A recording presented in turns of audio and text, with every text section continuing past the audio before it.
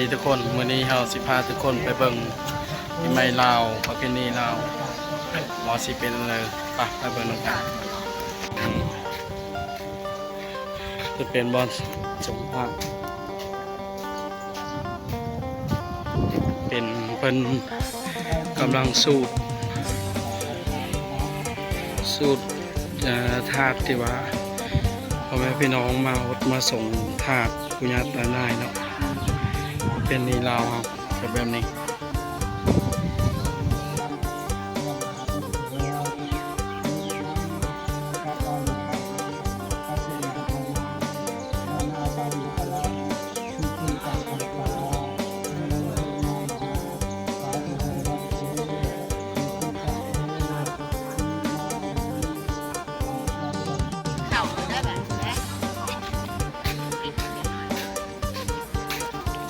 นี่จะเป็นภาพบรรยากาศ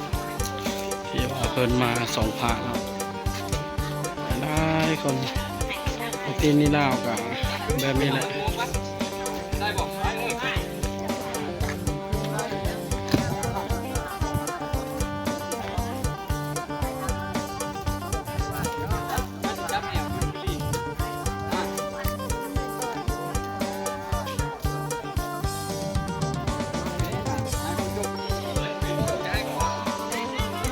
นี่เราได้มาต่ออยู่วัดบ้านเฮาอีกมาถวายพระเข้าไปมาแล้ววัดหนึ่งยังอีกที่วัดหนึ่งสองวัดเนาะ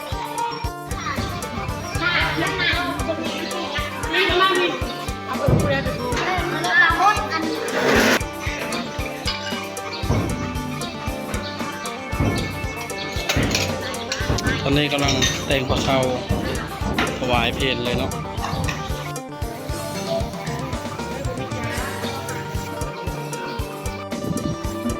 อันนี้บรรยากาศรอบๆวันหนึ่งอีกนะถวายจักรทานพระเข้าเพลนี้ลาวเฮาสงกรานต์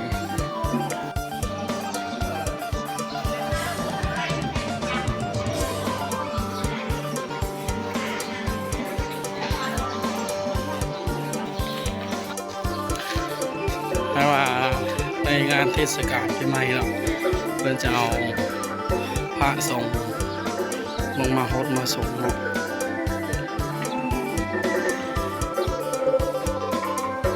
เลยวัดหลวงอีก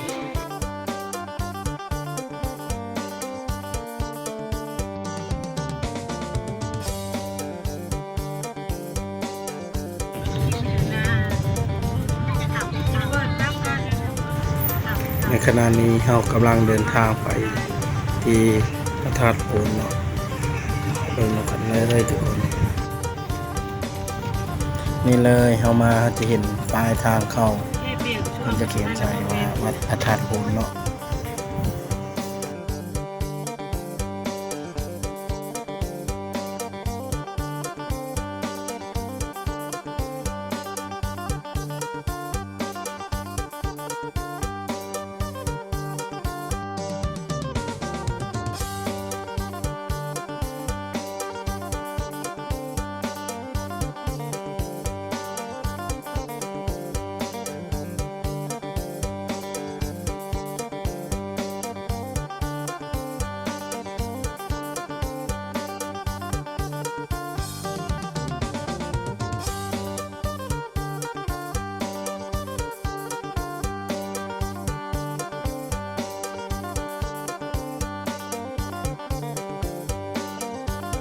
ตอนนี้เรากำลังเข้ามาธาตุโพนแล้วทุกคนเนาะตอนนี้เราก็ได้มาฮอดวัดพระธาตุโพนเนาะอันนี้เป็นบ่อจอดรถนี่เลยนี่เนาะทุกคนนี่เนาะตอนนี้เราก็มาฮอดทางเราเอาสิพาท่านผู้ชมไปเบิ่งทางในอันนี้เป็นทางไทยคือเนาะทางหน้าเข้าวัดเชิญมาเดินมาเที่ยวได้เด้อทุกคนเด้อที่วัดพระธาตุโพนเลยเขากำลังย่างเข้าไปทางใน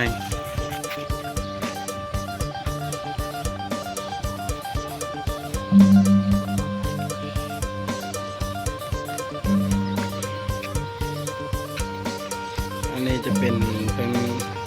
กำลังสร้างใหม่เนาะวัดแทกเราก็ได้น้ำหอมเนาะไปหดไปส่งพระตอนนี้เขากำลังไป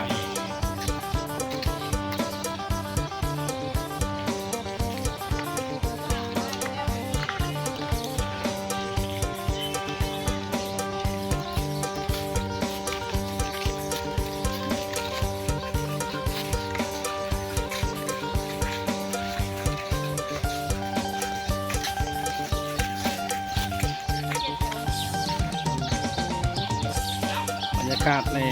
อยู่รอบๆวัดเนาะ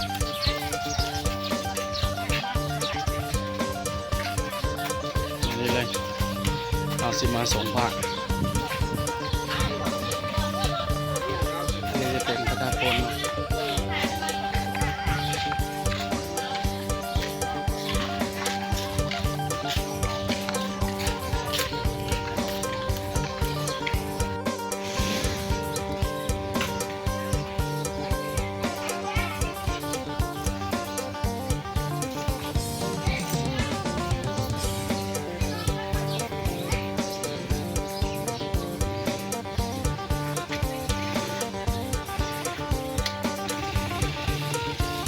การรอบๆถาด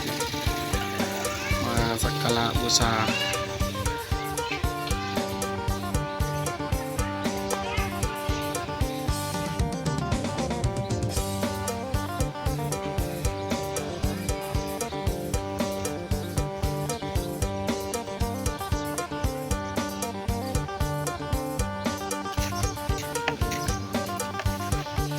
บรรยากาศนี่เลยงาม